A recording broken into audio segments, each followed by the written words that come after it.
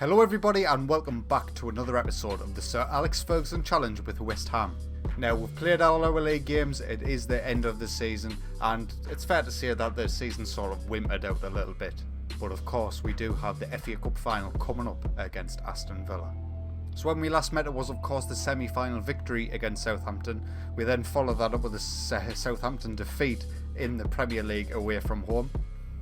They took a very early lead through Charlie Austin, 2 penalties for both teams. Mark Noble scored ours, Gabby Yadini scored for them, and to be honest with you, just look at the chances created and key passing stats. There was just nothing happening in this game for us. Nothing really happening for them either, but they got 2 goals, we didn't. They got the 3 points, we got 0. We then had a home tie against Crystal Palace. Andriy Yarmolenko gave us the lead in the 20th minute. Marko Arnautovic got himself a couple of goals in the 26th and 40th. Jordan Ayew made it a bit nervy in the back end of the game with a 93rd minute second goal for Crystal Palace, but they couldn't catch us and they couldn't bring it back.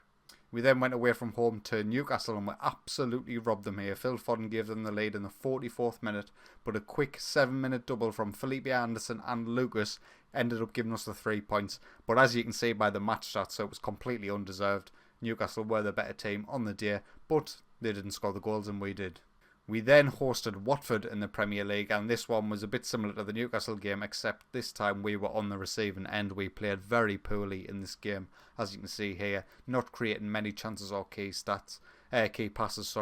The stats do go in our favour. We did have plenty of shots, but they were all pretty much long ranges. Troy Deeney and Doucouré gave Watford the 2-0 victory.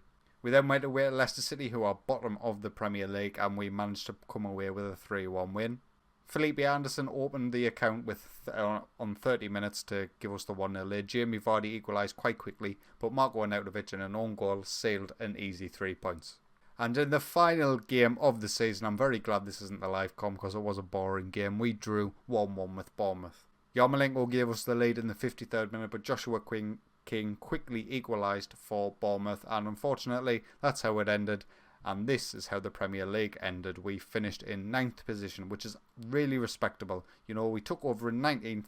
We struggled early on to find the correct tactic, the correct system to get the most out of West Ham's decent players. But we've ended up finishing, 22 points ahead of the drop zone, which is absolutely fantastic. We've really turned things around. And if a couple of results had went our way, to be honest with you, I feel like we should have finished 7th. It was just disappointing how we collapsed. Wolves collapsed even worse than us, interestingly, and Brighton got the Europa League spot, which again is quite surprising. But in terms of some of the team stats, we had the 3rd highest average attendance, which is always nice. We scored the most goals from indirect free kicks, which is pretty decent. Didn't concede any from direct free kicks. Completed plenty of passes, got our shots on target, crosses was good, headers won ratio were really high, pass completion ratio was quite high as well. Unfortunately, we're not in the top, 8? 1, 2, 3, 4, 5, 6, 7, 8. Yep. We're not in the top 8 teams in terms of goals scored. I think we might have been if we'd started the season at West Ham. Headers completed we were best. 6th in average possession, which is pleasing. Least conceded we were 8th, so actually we did okay defensively. Better than our position would suggest.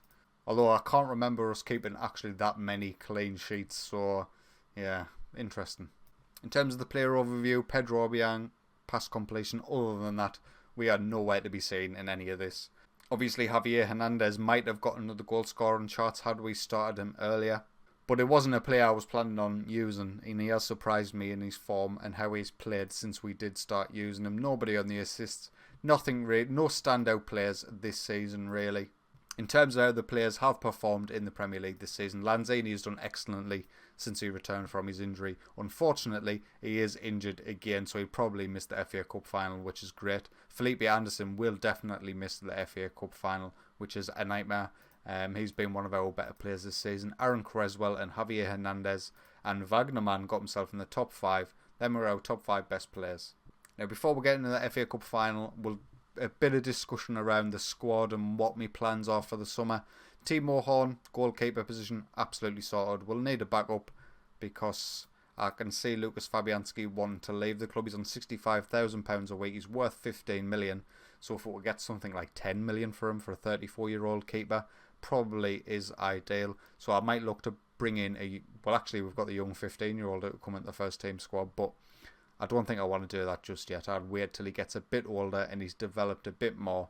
Otherwise, his potential might get squashed. In terms of right back, we've of course got Wagnerman, who was signed in January, who will be our starting right back coming the end of the season.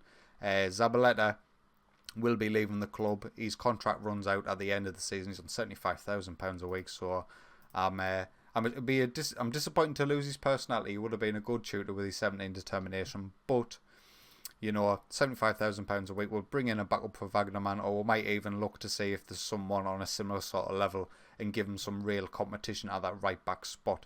Issa Diop and Reece Oxford, of course, our starting centre backs since we've took over. Reece Oxford will, of course, be in the starting 11 next season. There's absolutely no doubt about that. It's all about whether we can find someone who is better than Issa Diop with more potential, which I think I might be able to find. Aaron Creswell is fantastic, and unless a fantastic offer comes in, he won't be going anywhere. He is currently wanted by Watford. I don't see that one happening.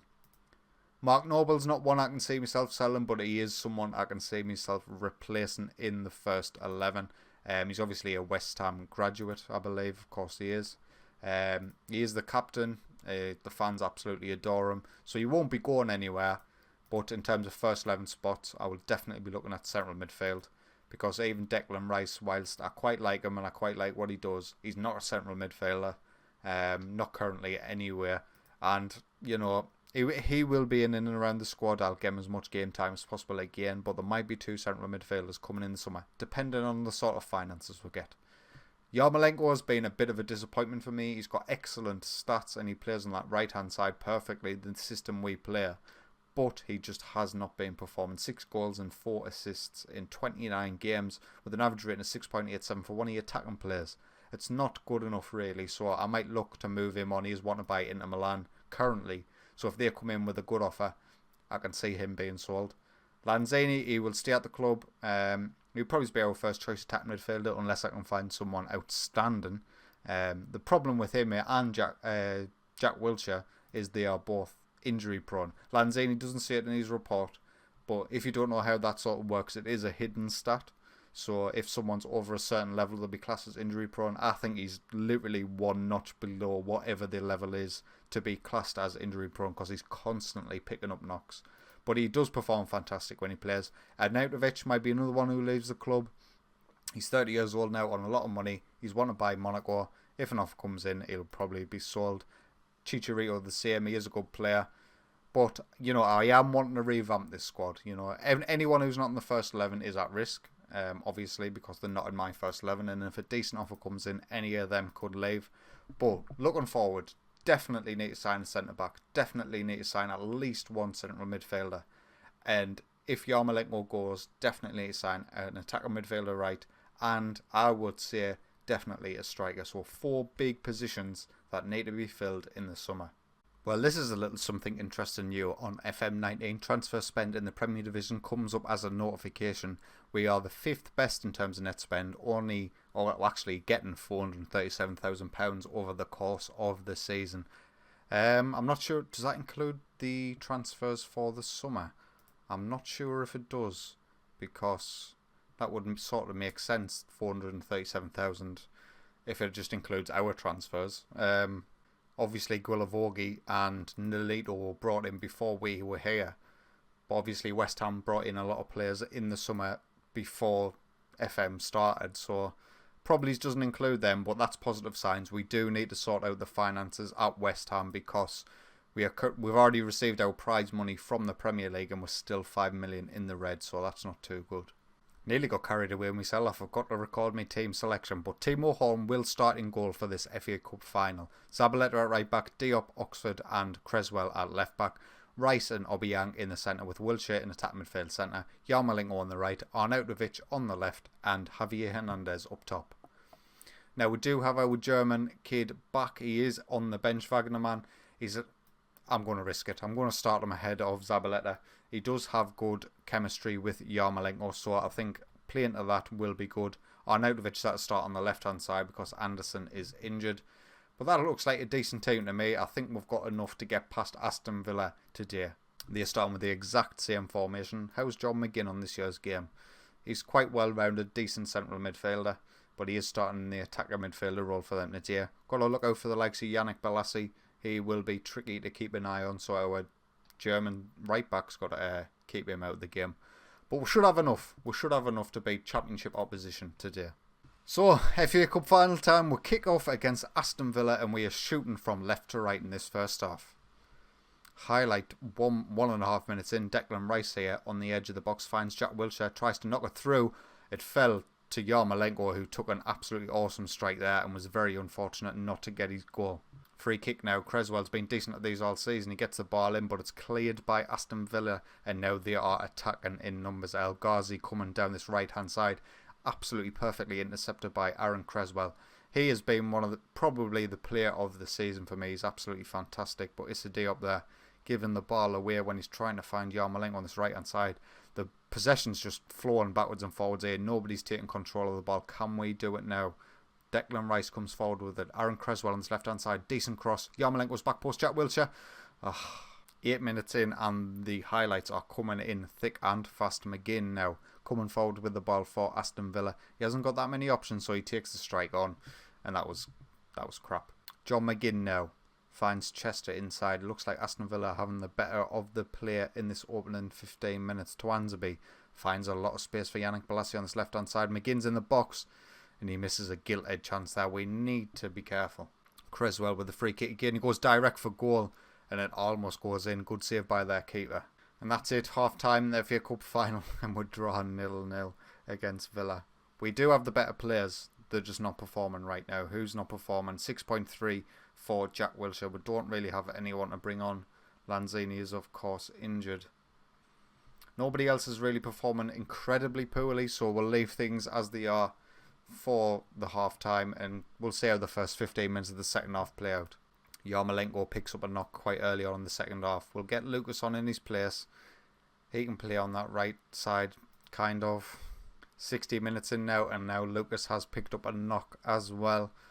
We've got another change we can make. We'll get him off for Nolito, and we'll swap Nolito and Marko Arnautovic, who's quite comfortable on the right hand side. This is really not going well. It's a boring game. Nobody's creating too many chances. The first 15 minutes or so was electric in terms of highlights, but absolutely nothing beyond that point. We're going to go attacking for the last 10. Demand more from our boys. Nothing happening. 5 minutes to go. And there's been 5 minutes of added time and we've got a highlight in the 90th minute. You know how we like late goals and conceding late goals, funnily enough. Hutton clears but only as far as Declan Rice, Javier Hernandez. That's not where you want them. You want them in and around the 6-yard box to get on the end of any crosses. Jack Wilshere plays it through. Hutton knocks it in the spot of Nolito. Nolito coming in off that left hand side, coming off the bench to save our game. And now we are 1-0 up in the FA Cup final with only 4 minutes remaining. Declan Rice, decent pass to Jack Wilshere. I'm not sure what happens here. Alan Hutton completely messes up and Nolito knocks it past the keeper. Oh my god, we need to hold on to this now. Aaron Creswell with a throw and he just throws it out for a goal kick to Aston Villa. We're 1.5 minutes over the allotted time. Come on referee, just blow the whistle. Is he going to wait for the goalkeeper to take... Oh, that's it. Full time. And in our first season of the Sir Alex Ferguson Challenge, we have won the FA Cup, beating Aston Villa very, very unconvincingly. But it's a domestic trophy already. You've got to be happy with that. So obviously now we have won the FA Cup, we will be in European competition next season. We'll be entering the Europa League. I'm not sure which round it is. I doubt it's a group stage. Probably is one of the later qualifying rounds. But that's absolutely fantastic, you know. Missing out in 7th position in the Premier League was a bit of a gutting one, but we've qualified through the FA Cup. Watford chase both Masuaku and Aaron Creswell, so they won both of our left backs. So this will be the final bit of the end of season stuff, end of current financial fair play.